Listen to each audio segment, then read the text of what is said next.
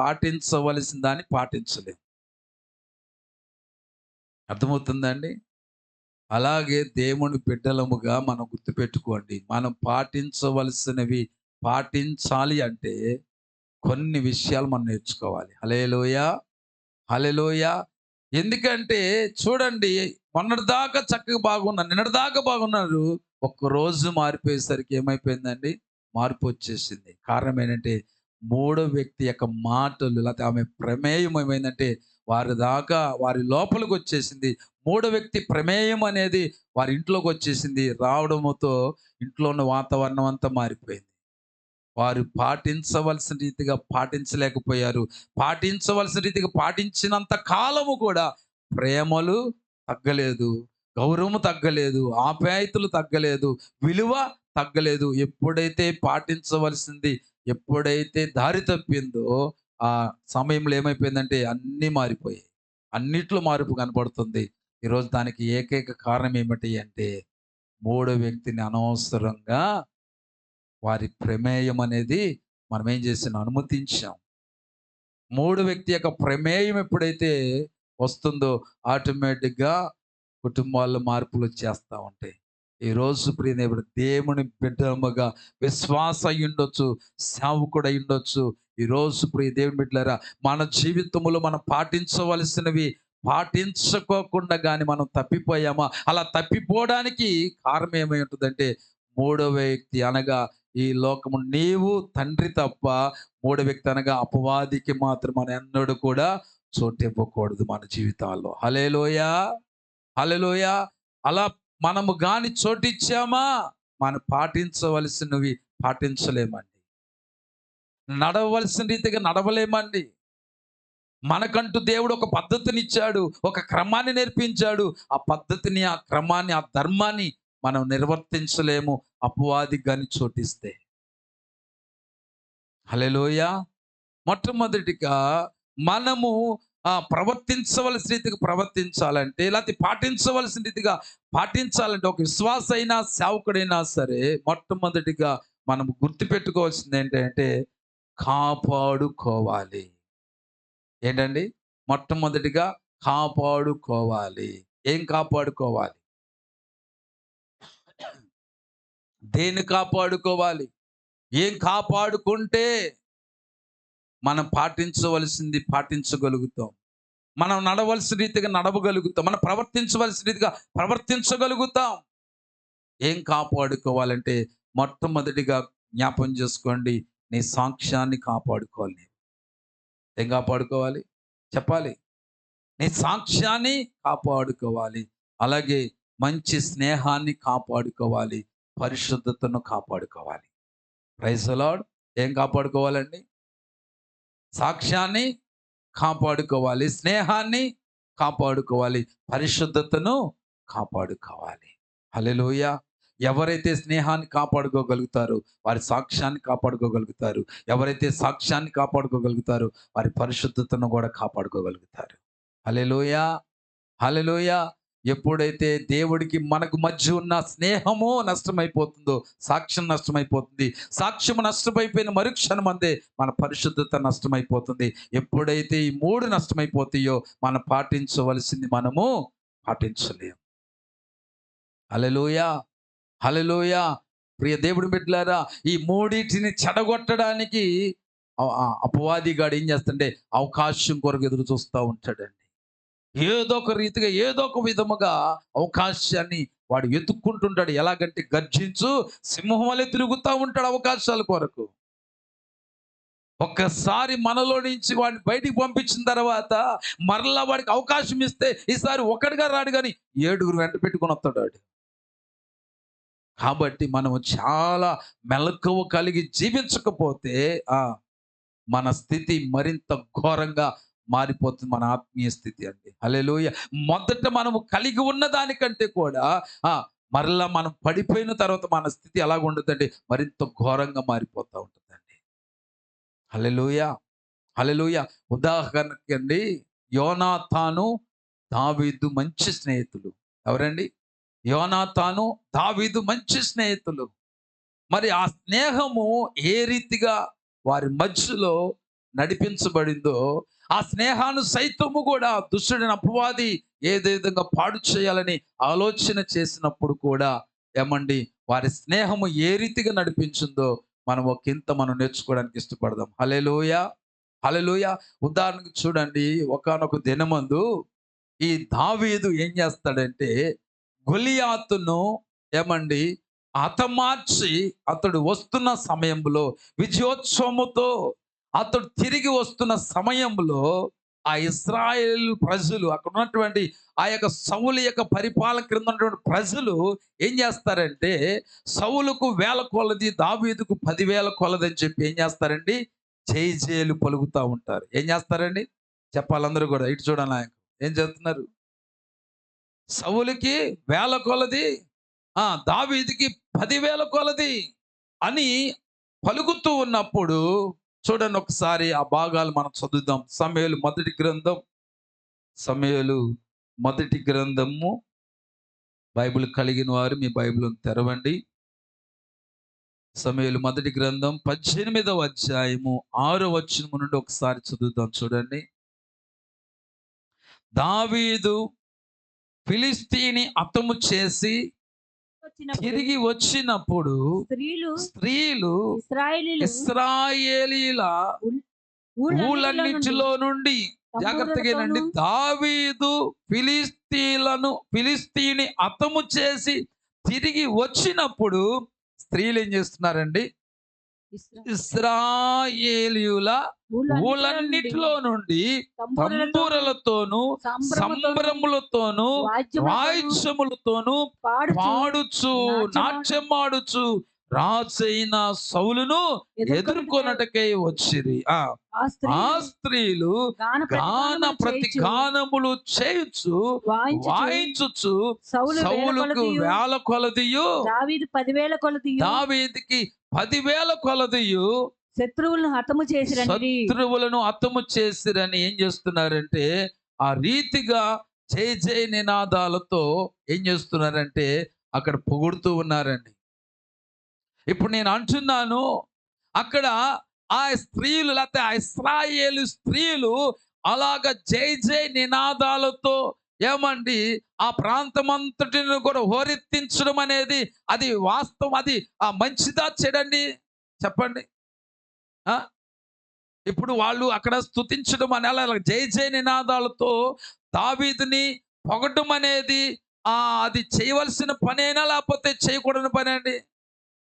ఇప్పుడు మన Indian cricketers ఏం చేశారంటే ప్రపంచంలో జరిగినటువంటి ఛాంపియన్స్ ట్రోఫీని వాళ్ళు ఏం చేస్తారు 8 దేశాలకు అనుకుంటా 8 దేశాలకు పోటీ పడినప్పుడు ఆ 8 దేశాల దగ్గర నుంచి ఒకరినొకరిని ఓడించుకొని ఫైనల్లో కూడా ఓడించి కప్పు గెలిచినందుకు మన యొక్క దేశ నాయకులు అవ్వచ్చు, అధికారులు అయి ఉండొచ్చు, బిజినెస్ మ్యాన్లు అవ్వచ్చు, ఎవరైనా అయి ఉండొచ్చు. కానీ వాళ్ళు ఏం చేశారంటే వారి సంతోషాన్ని వారి ఆనందాన్ని ఏం చేశారంటే ఏదో ఒక గిఫ్ట్ ఇచ్చి వాళ్ళు ఏం చేశారు వారి సంతోషాన్ని వ్యక్తపరిచారు. అలా చేయడం తప్పు అంటారా ఏమండి? అది కరెక్ట్ అంటారా కాదంటారా? ఎందుకంటే మన దేశం యొక్క పరువును వారు కాపాడారు కాబట్టి, మన దేశం యొక్క పరువు నిలబెట్టారు కాబట్టి దానికోసము వారి అభినందనలు ఏం చేస్తున్నారంటే వారికి సంబంధించిన వారికి కలిగిన దాని ద్వారాగా వాళ్ళు ఏం చేస్తున్నారు దానిని వ్యక్తపరుస్తూ వచ్చారు. ఇప్పుడు ఉదాహరణకి ఒక మాట చెప్తాను. ఇప్పుడు ఈ ఇలాగ ఎప్పుడైతే పొగిడారో ఆటోమేటిక్గా సౌలుకి ఏమొచ్చేసింది చూడండి ఒకసారి. ఎప్పుడైతే హతము చేసిరని 8వ వచనం ఆ మాటలు సౌలునకు ఇంపుగా ఉండనందున చూడండి ఎలా లేదంట. సౌలుకి ఎలా లేదంట, ఇష్టంగా లేదు, ఇంపుగా లేదు, కష్టంగా అనిపించేసింది. ఇప్పుడు నేను అంటున్నాను ఎందుకు అలా కనిపించింది అయ్యా అంటే సౌలు ఎవరండి? రాజు. ఎవరండి సౌలు? ఎవరు? రాజు. ఈ యొక్క దావీదెవరు? గొర్రెల కాపరి. అయితే ఇప్పుడు ఒక మాట చెప్తున్నాను, ఈ రాజును పొగడవలసిన ప్రజలు ఏం చేశారు? దావీదును పొగిడారు. ఈ- ఒకవేళ ఇలా పొగిడితే బాగానే ఇష్టపడేవాడు. ఏమనంటే దావీదుకు 1000 కొలది, సౌలుకి 10,000 కొలదంటే ఆనందపడేవాడు. అది ఇప్పుగానే అనిపించేది. కానీ రివర్స్ అయింది అక్కడ. ఇప్పుడు మీకు ఒక మాట చెప్తాను. మీరు ఉన్నది ఉన్నట్టుగా చెప్పండి. వాళ్ళు ఏమనుకుంటారు, నా పిల్లలు ఏమనుకుంటారని ఏం వద్దు కానీ చక్కగా చెప్దాం, వాస్తవంగా చెప్పుకుందాం. ఇంట్లో ఎవరికైనా సరే, తండ్రికైనా తల్లికైనా బిడ్డలు ఇద్దరంటే ఇష్టమే ఉంటుంది. కానీ ఎంతో కొంత 99% ఒకరి మీద ఉంటే 100% 1% తేడా ఉంటుందండి. లేకుండా మాత్రం ఉండదండి. వాస్తవం అది. కాదా? కాదా? నాకు తెలుసులేదు. 1% ఉంటుంది. మగోడోనో లేకపోతే ఆడవాళ్ళని ఏదో ఒక విధంగా చూసుకొని ఎంతో కొంత 1% ఎక్కువ ఉండొచ్చు. ఇప్పుడు నేను నిజమే. ఇప్పుడు ఉదాహరణకి నాకు చెప్తున్నాను. మా అఖిల్ ఉన్నాడు, మా అమ్మాయి ఉన్నారు. ఇప్పుడు మా అబ్బాయి అంటే నాకు కొద్దిగా ఎక్కువ ఇష్టం అనుకుందాం. ఇష్టం అని చెప్పి సరే, ఇప్పుడు నేనేం చేస్తున్నానంటే పని ఒత్తిడిలో ఉండిపోయా బాగా నేను. పని ఒత్తిడిలో ఉన్నా నేను. ఆ పనుల ఒత్తిడిలో ఉన్నది నా కొడుకు చూశాడు, నా కూతురు చూసింది. ఇద్దరు చూశారు. చూసినప్పుడు నాకు బాగా ఎవరు, నా కొడుకంటే నాకు ఇష్టం కదా! మరి నాకు బాగా నేను ఒత్తిడిలో ఉన్నప్పుడు ఒకవేళ నా కూతురు వచ్చి నా యొక్క నేను నా పనిలో నేను బాగా కొద్దిగా ఇబ్బంది పడుతున్నా, ఇబ్బందులు చూసి ఇద్దరు చూశారు. కానీ ఒకరొచ్చి నాకేం చేశారంటే హెల్ప్ చేశారు. హెల్ప్ చేసినప్పుడు నాకు నా కుమారుడు ఇష్టం కదా అని చెప్పి నా కూతురు నాకు హెల్ప్ చేసినప్పుడు నా కూతురు నేను పొగడం అనేది, లేకపోతే ప్రేమించడం అనేది, లేకపోతే ఇంకేమనాలి దాన్ని, మెచ్చుకోవడం అనేది నేను చేసిన తప్పు అంటారా? తప్పండి అది. అలాగని చెప్పి నేను ప్రేమించే కొడుకు చూడు ప్రేమను నా మీద అంటాడు కానీ ఆ మెచ్చుకునేది మాత్రం మా అక్కను మెచ్చుకుంటున్నాడని చెప్పి అలాగా అసూయ పడటం అనేది, లేకపోతే అలాగా పొగడం అనేది, మెచ్చుకోవడం అనేది నాకు ఇంపుగా లేదు అనడం అనేది, అది ఎంతవరకు సబబు అని చెప్తారండి? అది ఎంతవరకు కరెక్ట్ అని చెప్తారండి? చెప్పండి ఒకసారి. కరెక్ట్ అంటారు అది? కరెక్ట్ కాదు కదా! ఎందుకంటే నేను పరిస్థితిలో కొద్దిగా ఇబ్బందికరంగా ఉన్నాను. దాన్ని గుర్తించి నా కూతురు వచ్చి ఏం చేసింది, నాకు హెల్ప్ చేసింది కాబట్టి నేనేం చేస్తున్నాను, హెల్ప్ చేసినందుకు వెరీ గుడ్, వెరీ గుడ్ అని మెచ్చుకున్నా. కానీ ఇప్పుడు సౌలుకి ఏమైందంటే ఆ మెచ్చుకున్నటువంటి పద్ధతి సౌలుకి ఇంపుగా అనిపించలేదంట. హల్లెలూయా! హల్లెలూయా! ఈరోజు ప్రియదేవుడు నేను కూడా ఎప్పుడన్నా నాకు వాస్తవంగా చెప్తున్నాను, గుర్తుపెట్టుకోండి. దేవుని సన్నిధిలోనే చెప్తున్నా. మొన్న ఒక రోజు కూడా ఎక్కడో చెప్పాను. నాకు ఒక్కరే ఒక్కరంటే ఇష్టం. ఎవరో తెలుసా? ఏమండి, ఉద్యోగస్తులంటే కాదు, అందమైన వాళ్ళంటే కాదు, జ్ఞానవంతులంటే కాదు. ఏమండి ఇంకా ఇంకా ఏయన్నా లక్షణాలు కలిగి ఉన్నవాళ్ళు కాదు గానీ, ఎవరైతే ఆధ్యాత్మికంగా దేవుళ్ళు బలంగా ఎదుగుతారో అలాంటి వారంటే నాకు బాగా ఇష్టం. వాస్తవంగా గుండెల మీద చేయి చెప్పమంటారు కదా! అలాగే చెప్తా నేను. నా ఇష్టాన్ని ఆ దేవుడికి తెలుసండి. నేను అలాగ ఎవరైతే ఆత్మీయతలో ఎదుగుతా ఉంటారో అలాంటి వారిని చూస్తే ఇక నా కడుపు నిండిపోద్ది. కడుపు నిండిపోద్ది. కొంతమంది వాళ్ళు చెప్తున్న ఆ సాక్ష్యాలు విన్నప్పుడు ఎంత ఆనందం కలుగుద్దంటే, నేను పలానా టైంలో ఎంత ఇబ్బందులో ఉన్నా సరే, నిజంగా ఒక సేవకుడు ఒక మాట చెప్తూ వచ్చాడండి. తన సొంత బంధువులోనే ఒక చిన్న బిడ్డ, 7 సంవత్సరాల బిడ్డ, 7 సంవత్సరాల బిడ్డ వచ్చి చెప్పిందంట. ఏంటంటే జరిగిందేంటంటే, ఆ బిడ్డను కన్న తల్లిదండ్రులు ఇద్దరు కూడా ఆ చిన్న బిడ్డ చిన్నతనములోని పుట్టిన నెలల వయస్సులోనే ఇద్దరు కూడా ఏదో మాట మాట వచ్చి ఇద్దరు విడిపోయారు, విడాకులు తీసేసుకున్నారు. విడాకులు తీసేసుకుని అలాగ ఉన్న టైంలో ఆ పిల్ల అలాగా 7 సంవత్సరాల వయసు వచ్చేసింది. వయసు వచ్చిన తర్వాత ఊరికినే వచ్చినప్పుడు ఆ చిన్న బిడ్డ ఆ తల్లి దగ్గర ఉన్నప్పుడు పిలిచి మరి 7 సంవత్సరాలు వయసు కలిగిన బిడ్డ అంటే ఆ తల్లి ఎంత వయసు ఉంటుందండి? యవనస్తురాలుగానే ఉంటది కదా! లోకాన్ని బట్టి చూస్తా ఉంటే కాస్త రకరకాలుగా మాట్లాడుతూ ఉంటారు. దైవ సేవకుడిగా ఆలోచన చేసి అందులో బంధువులు కదా, రక్త సంబంధులు కదా అని ఆలోచన కలిగి ఆ చిన్న బిడ్డను పిలిపించి మాట్లాడుతూ వచ్చారంట. అమ్మా ఏంట్రా మరి ఆ ఇలాగా తన ఆలోచన మరి నాన్న చూస్తే 7 సంవత్సరాలు అయిపోయింది కదా, మరి ఏంటి నీ ఆలోచన, ఏం చేద్దాము అని ఆలోచన చేస్తున్నాడంట. అంటే తన మనసులో బయటికి చెప్పుకోకుండా 7 సంవత్సరాలు అయిపోయింది కదా నాన్న దూరం అయిపోయి, మరి ఏంటమ్మా ఏం చేద్దాం అని ఊరికి అలాగంటే ఆ, ఒకవేళ ఏదన్నా వేరేగా చెప్పుద్దేమని ఆలోచన అడిగితే ఆ బిడ్డ చెప్పిందంట కదా, ఏమందంటే మరలా మా నాన్న వస్తాడు అని చెప్పిందంట. ఏమంది అంటే సేవకుడు అంట, ఇంకేంటమ్మా వచ్చేది, 1 సంవత్సరం 2 సంవత్సరాల 7 సంవత్సరాలు అయిపోయింది కదా, ఇంకా ఏమొస్తాడు చెప్పు, విడాకులు అయిపోయినాయి వెళ్ళిపోయాడు కదా, ఇంకేమొస్తాడు చెప్పు అంటే, లేదు పాస్టర్ గారు, మా నాన్నగారు వస్తారు అని నాకు నమ్మకం ఉంది అని కడాఖండిగా సేవకుడికి చెప్పిందంటండి. చెప్పినప్పుడు సేవకుడు ఒక్కసారిగా కన్నీరు ఆగలేదంటండి. ఆగక ఒకేసారిగా దేవుని సన్నిధిలో ప్రార్థన చేశాడంట. ఏమనంటే, ప్రభువా ప్రభువా ఇదిగో ఈ చిన్న బిడ్డకి నాయన నీ పట్ల కలిగిన ఆ విశ్వాసముందు చూసావా, ఆ విశ్వాసాన్ని బట్టి నాయన తన తండ్రిని మరలా ఆ బిడ్డ యొద్దకు నడిపించని సేవకుడు ప్రార్థన చేశాడంట.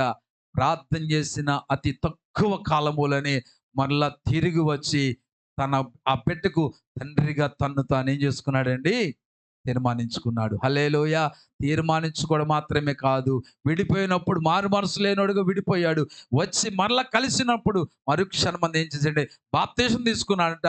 ఆ సంఘముల పరిచయలోనే ఒక పరిచారకుడిగా మారిపోయాడంటండి. హల్లెలూయా. హల్లెలూయా. చూడండి, ఒక చిన్న బిడ్డ విశ్వాసము ఎంత గొప్ప కార్యం చేసిందో. ఆ యొక్క విశ్వాసాన్ని చూసినటువంటి ఆ సేవకుడు ఇంకా తప్పిపోయిపోయాడంటండి. అయ్యో, ఈ చిన్న బిడ్డ లాంటి విశ్వాసము సంఘములో ప్రతి ఒక్కరు కలిగి ఉంటే ఎంత బాగుంటుందని చెప్పి ఆ చిన్న బిడ్డను హత్తుకున్నాడంటండి సేవకుడు. కొన్ని వేల సంఖ్యలో ఉన్నటువంటి సంఘానికి ఒక నాయకుడు ఆయన. ఈరోజు ప్రియ దేవుని బిడ్డ సేవకుడు ఎప్పుడు కూడా ఏం కోరుకుంటాడంటే ఆత్మీయతలో సంఘం ఎదగాలని కోరుకుంటాడండి. వాళ్ళిచ్చే కానుకల కొరకు, వారిచ్చే ఆ పరిచయలు సహకరించే ఆ విధానాన్ని బట్టి, వీటిని బట్టి కాదు కానీ సంతోషపడేది ఒక నిజమైన సేవకుడు, దేవుని చేత ఏర్పాటు చేయబడిన వాడు, దేవుని చేత ఎన్నుకబడిన వాడు, దేవుని చేత పిలవబడిన వాడు కోరుకునే కోరిక ఒకటే, సంఘము ఆధ్యాత్మికంగా ఎదగాలని మాత్రమే కోరుకుంటుందండి. హల్లెలూయా. హల్లెలూయా. ఈరోజు ప్రియ దేవుని బిడ్డలారా, ఈరోజు ఎందుకు ఆ సబ్జెక్టులకు వెళ్ళాం, అక్కడికి ఎందుకు వెళ్ళాం మనం, ఎందుకు వెళ్ళాం కాదు, దేనికి వెళ్ళాను అక్కడికి ఆ చూడండి,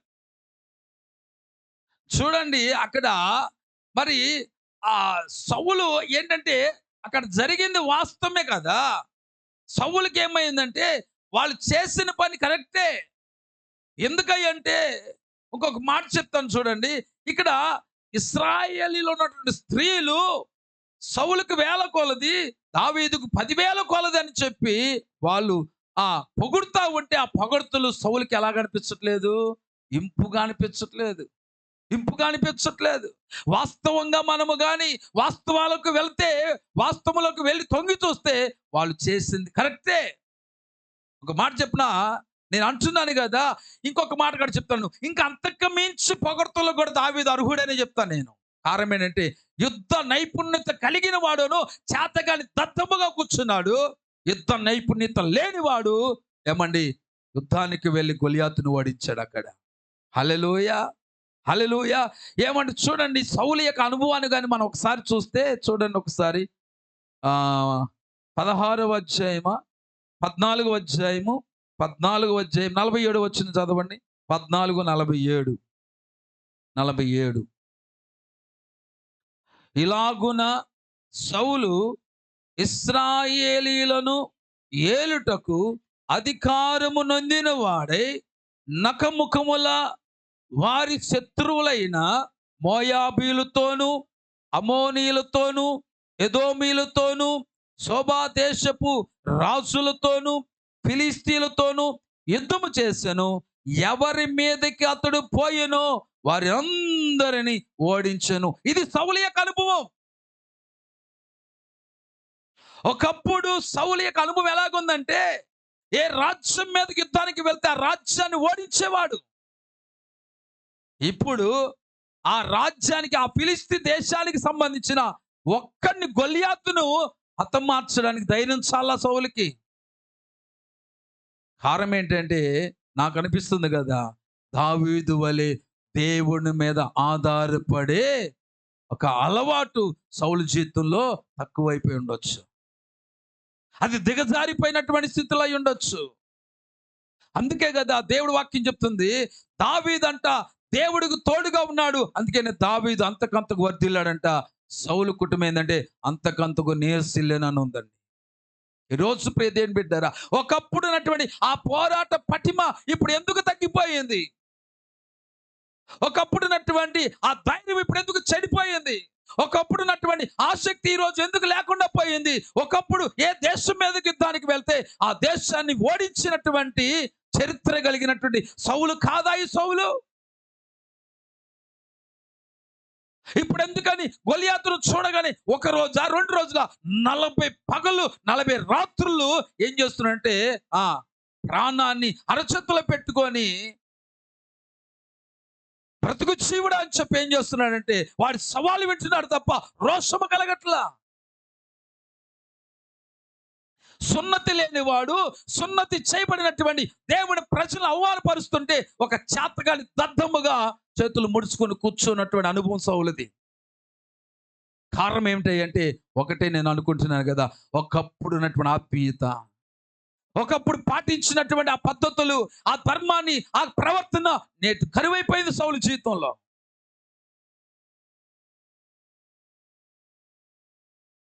ఒకప్పుడు ఉన్నటువంటి అభిషేకం, ఒకప్పుడు నా సహవాసం ఏమైపోయిందండి? తక్కువైపోయింది. ఒక మాట చెప్పనండి మీకు. Praise the Lord. Hallelujah, hallelujah. ఈ యొక్క సౌలు జీవితములో ఒకప్పుడు పోరాట పటిమ కలిగినటువంటి యుద్ధ సూర్యుడిగా, యుద్ధ వీరుడిగా ఉన్నటువంటి సౌలు తన జీవితంలో ఒక పిరికి పందగా, అంటే ఈ ఫిలిస్తీన్లు ఆ జాతిని, ఆ ఫిలిస్తీన్ల దేశాన్ని ఓడించినటువంటి సౌలు ఆ ఫిలిస్తీన్కు సంబంధించినటువంటి ఒక గొలియాతు గాన్ని హతమార్చడానికి ధైర్యం సరిపోల సౌలుకి. కారణం ఏంటంటే దేవుని యొక్క ఆజ్ఞను అతిక్రమించాడు సౌలు. దేవుని యొక్క నియమాన్ని తప్పాడు. పాటించవలసినటువంటి రీతిగా పాటించుకోకుండా తప్పిపోయాడు దాంట్లో నుంచి. అంతే, అతనుకున్న ధైర్యము కూడా చచ్చిపోయిందండి. అతనిలోని ఆత్మీయత చచ్చిపోయింది. అతనిలోని పోరాట పటిమ చచ్చిపోయింది. అతనుకున్న తలాంతులన్నీ మరుగైపోయాయి. కానీ యుద్ధ నైపుణ్యత లేని వాడైనప్పటికీ సరే, డాలు పట్టుకోవడము, కత్తి పట్టుకోవడము చేత కానటువంటి అలవాటు లేని వాడు అయినప్పటికీ సరే, ఏమండి ధైర్యము చేసి గొలియాతు మీద యుద్ధానికి వెళ్ళడం కారణం ఏంటంటే దావీదు దేవుడితో సత్సంబంధం కలిగి ఉన్నాడండి. హల్లెలూయా. దావీదు పాటించవలసిన పద్ధతి ప్రకారంగా తన జీవితాన్ని నడిపించుకుంటూ ఉన్నాడు. అందుకనే గొలియాతు మీదకి వెళ్ళేటప్పుడు ఏమని పలికాడండి? యుద్ధము యెహోవాదే, దేవుడికి స్తోత్రం కలుగును గాక. సైన్యములకు అధిపతియగు యెహోవా పేరట నీ మీదకు నేను యుద్ధానికి వస్తున్నానని చెప్పాడు. అంతే, దావీదు తాను పాటించవలసిన పద్ధతి ప్రకారంగా అతడు నడుచుకుంటూ వెళ్ళాడు కాబట్టి గొలియాతును ఓడించగలిగాడు.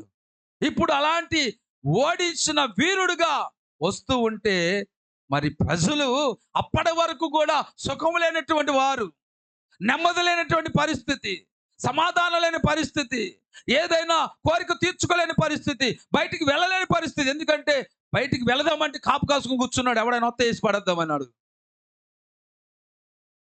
సరదాగా గడుపుదామంటే, అలా షాపింగ్ చేద్దామంటే, మార్కెట్కి వెళ్దామంటే వెళ్ళనివాడు వీడు. దాని అక్కడ కాసుకొని కూర్చున్నాడు వీడు. బంధువుల దగ్గర నుంచి పిలుపులు వస్తున్నాయి, వెళ్దామంటే ఈడేసేస్తాడు ఇక్కడ. 40 రోజుల పాటు అటు బతకలేక ఇటు చావలేక అలాగా బ్రతుకు జీవుడు అని చెప్పి ఇశ్రాయేలు ప్రజలంతా ఉంటే, అలాంటి ప్రజలకు దావీదు యొక్క రాకడ, దావీదు యొక్క ధైర్యము, దావీదు యొక్క సాహసం ఏం చేసిందంటే ప్రజలందరికీ కూడా విముక్తిని కలిగించింది. హల్లెలూయా. వారు కలిగి ఉన్న ఇబ్బందుల్లో నుంచి దావీదు యొక్క సాహసం ఏం చేసిందంటే వారికి ఒక విమోచన కలిగించింది. అలాంటి దావీదు ద్వారా విమోచన పొందిన ప్రజలు ఏం చేస్తున్నారంటే సౌలుకి 1000 కొలది, దావీదుకు 10,000 కొలది అని పొగుడుతూ ఉంటే ఆ పొగడ్త అనేది సరైనది కాదండి. అతడు యోగ్యుడా కాదండి. కానీ సౌలుకి ఏమొచ్చిందండి? ఇది అంటారు చూసారా?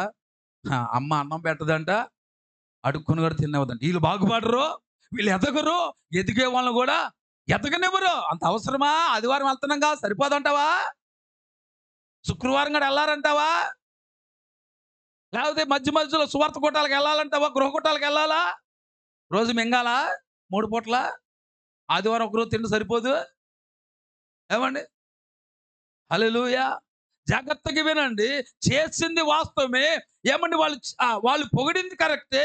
అంతా కరెక్ట్‌గానే ఒక మనిషిగా చేయవలసిన పనే చేశారు.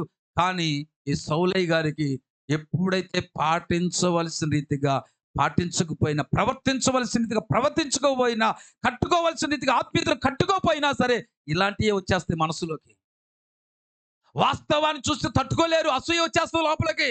ఒకరిని పొగిడినా, ఒకరిని గౌరవించినా, ఒకరి గురించి మంచిగా చెప్పినా పక్కన వాళ్ళకి ఏమొచ్చేస్తంటే సెగలు వచ్చేస్తాయి లోపల నుంచి.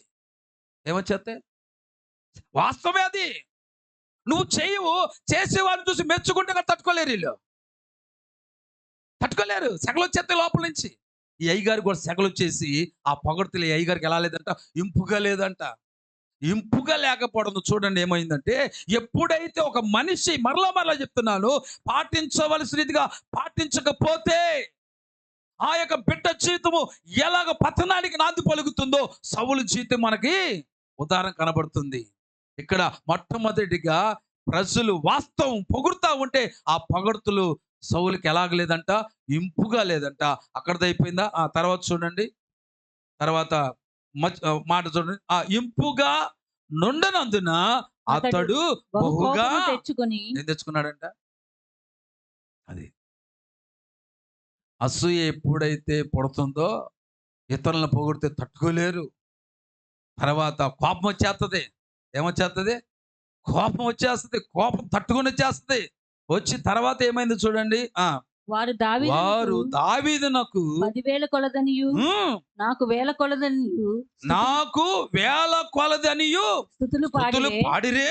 రాజ్యము తప్ప మరి ఏమి అతడు తీసుకొనగలడని అనుకొనెను. కాబట్టి నాటి నుండి సౌలు సౌలు మీద దావీదు విషపు మీద చూపు ఏం చూపాడంట? నిలిపెను. ఎక్కడి నుంచి ఎక్కడికి వెళ్ళిపోయింది చూడండి. జాగ్రత్తగా గమనించండి ఈ మాటలు. స్టార్టింగ్ ఎక్కడ స్టార్ట్ అయిందండి? పొగడ్తలు నచ్చల. రెండవది కోపం వచ్చేసింది. మూడోది ఆ కోపం ఎలా మారిపోయిందండి? విషపు చూపుగా మారిపోయింది. ఆ తర్వాత ఇంకో మాట ఉండదు చూడండి. మరునాడు అనే మాట ఉంది. ఏముందండి? మరునాడు 8వ వచనంలో 10వ వచనంలో ఏముంది? మరునాడు దేవుని యొద్ద నుంచి దురాత్మ సౌలు సౌలు మీదకి మీదకి వచ్చినందున బలముగా వచ్చినది.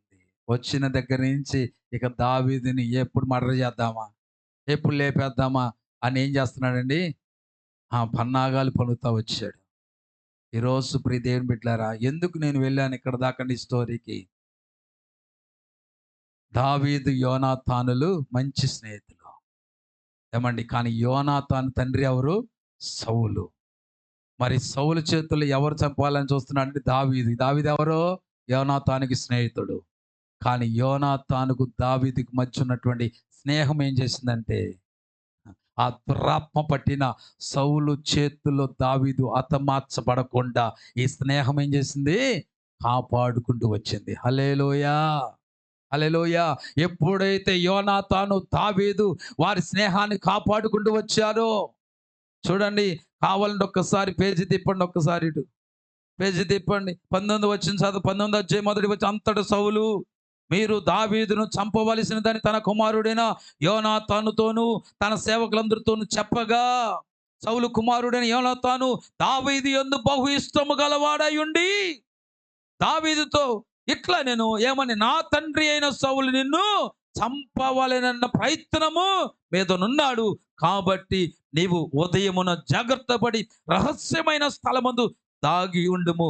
నేను వచ్చి నీవు ఉన్న చేనులో నా తండ్రి యొద్ద నిలిచి నిన్ను గూర్చి అతనితో మాట్లాడిన తర్వాత నేను గూర్చి నాకేమైనా తెలిసిన ఎడల దాన్ని నీతో తెలియజెప్పుదున నేను. యోనాతాను తన తండ్రి అయిన సౌలుతో దావీదుని గురించి దయగా మాట్లాడి, నీ సేవకుడైన దావీదు నీ విషయంలో ఏ తప్పిదము చేసిన వాడు కాక బహు మేలు చేసిన గనుక రాజా నీవు అతని విషయములో ఏ పాపము చేయకుందువుగాక. స్నేహం యొక్క విలువ అన్నది. నిజమైన స్నేహము ఎప్పుడైనా ఎదుటి స్నేహితుడి యొక్క మేలును కోరుతుంది తప్ప కీడును కోరదు. ఇది గుర్తించండి ప్రతి స్నేహితుడు కూడా. హల్లెలూయా. అది తండ్రి అవ్వచ్చు, అన్న అవ్వచ్చు, తల్లి అవ్వచ్చు, స్నేహితుడు అవ్వచ్చు, ఎవరైనా సరే అవ్వచ్చు. కానీ జాగ్రత్తగా, నిజమైన స్నేహితుడు ఎదుటి స్నేహితుడి యొక్క క్షేమాన్ని కోరతాడు. హల్లెలూయా. దావీదుకే సౌలుకే చెప్తున్నాడు, అతనికి బహు మేలు చేస్తే అలాంటి మేలు చేసినటువంటి దావీదును నువ్వు హతమార్చడం అనేది అది ఏమాత్రము సరి అయినది కాదు. హల్లెలూయా, హల్లెలూయా. నీ విషయంలో ఏ తప్పిదము చేసిన వాడు కాక బహు మేలు చేశాడు కదా, ఆయన విషయములో, దావీదు విషయంలో నువ్వు పాపము చేయకుందువు గాక. అంటే దావీదు హతమార్చడము దేంతో సమానం అండి? పాపముతో సమానం. చూడండి, స్నేహం యొక్క విలువను యోనాతాను చూపిస్తూ ఉన్నాడు అక్కడ.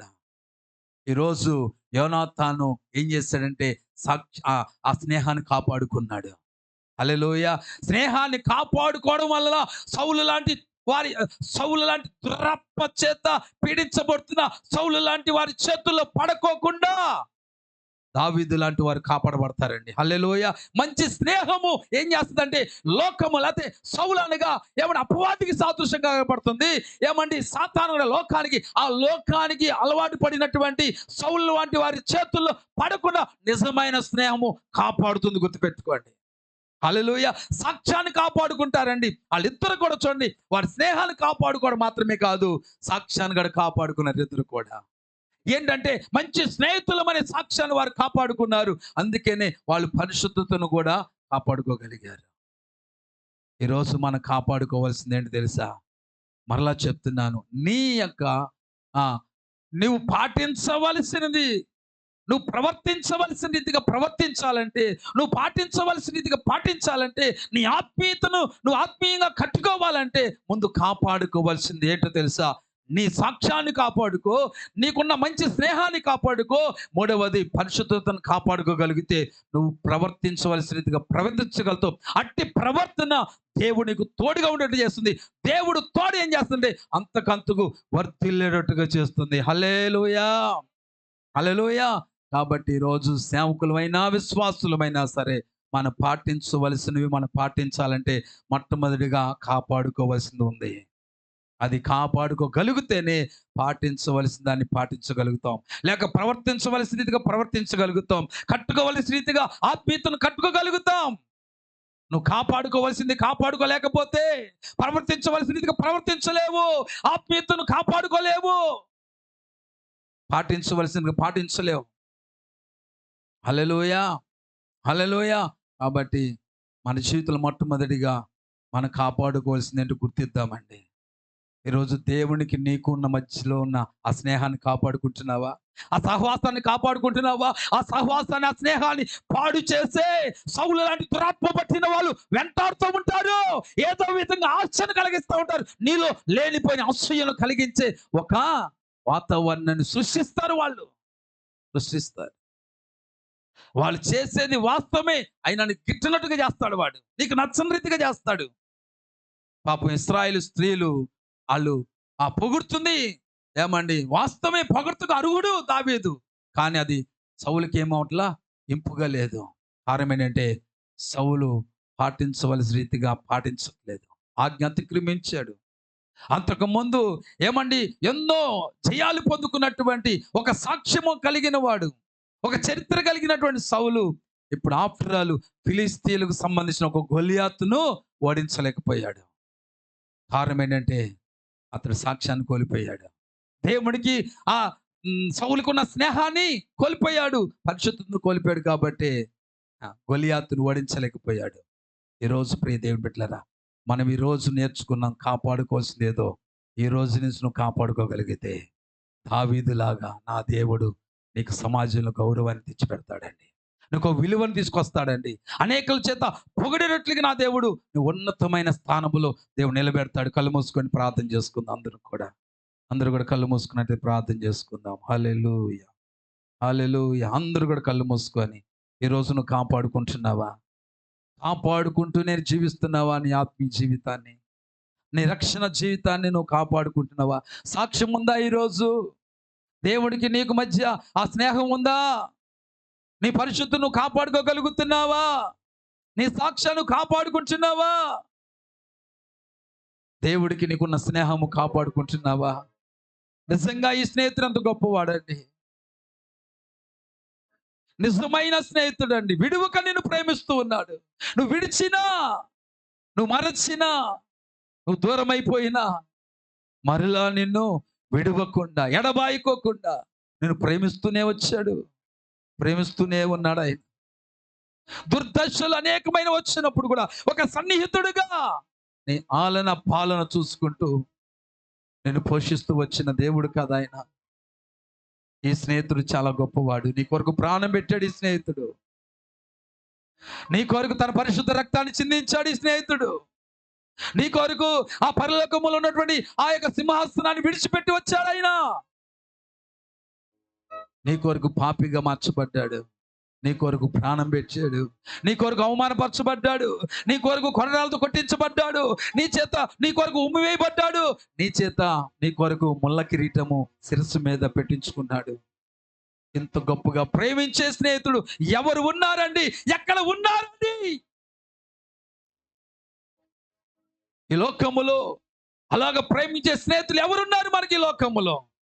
కాబట్టి ఇలాంటి మంచి స్నేహితుని యొక్క స్నేహాన్ని నష్టపరుచుకోకుండా నిన్ను నువ్వు జాగ్రత్తగా పాటించవలసిన రీతిగా నువ్వు పాటించు. నీ భక్తిని, నీ ఆత్మీయతను కట్టుకో, నీ ప్రవర్తన కట్టుకో, నీ రక్షణ సాక్ష్యాన్ని కాపాడుకు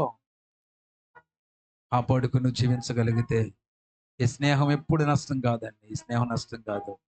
ఈ స్నేహము దేవుడితో నువ్వు స్నేహం ఉన్నంత కాలము సౌలు లాంటి వారు, లేకపోతే దురాత్మ చేత ప్రేరేపించబడిన వారు, దురాత్మతో స్నేహం చేసిన వారితో వారి చేతుల్లో పడకుండా, వారి హస్తాల్లో నువ్వు పడుకోకుండా, వారి చేతులు బలైపోకుండా, నష్టపోకుండా ఈ మంచి స్నేహితుడు నిన్ను కాపాడుతూ ఉంటాడు. హల్లెలూయా. యోనాతానుకు సాదృశ్యం కనబడుతున్న యేసునాథుడు తన తండ్రి చేతుల్లో దావీదు హతమార్చబడకోకుండా ఈ మంచి స్నేహితుడు దావీదుని కాపాడినట్లుగా యేసుక్రీస్తు అని మంచి స్నేహితుడు ఈ లోకములో ఉన్న దుష్టుని యొక్క చేతుల్లో మన భవిష్యత్తు నాశనం అయిపోకుండా, నశించిపోకుండా ఉండినట్లుగా ఈ మంచి స్నేహితుడు మనల్ని కాపాడుతూ నడిపిస్తాడు. ఆ స్నేహము మనం ప్రతిరోజు కూడా ప్రార్థన ద్వారాగా, వాక్యము ద్వారాగా, స్తుతుల ద్వారాగా ఆ స్నేహాన్ని కాపాడుకుంటూ మనం జీవిద్దాం. అటు జీవితాన్ని ప్రతి ఒక్కరు కలిగి ఉందుము గాక. ఆమేన్, ఆమేన్, ఆమేన్.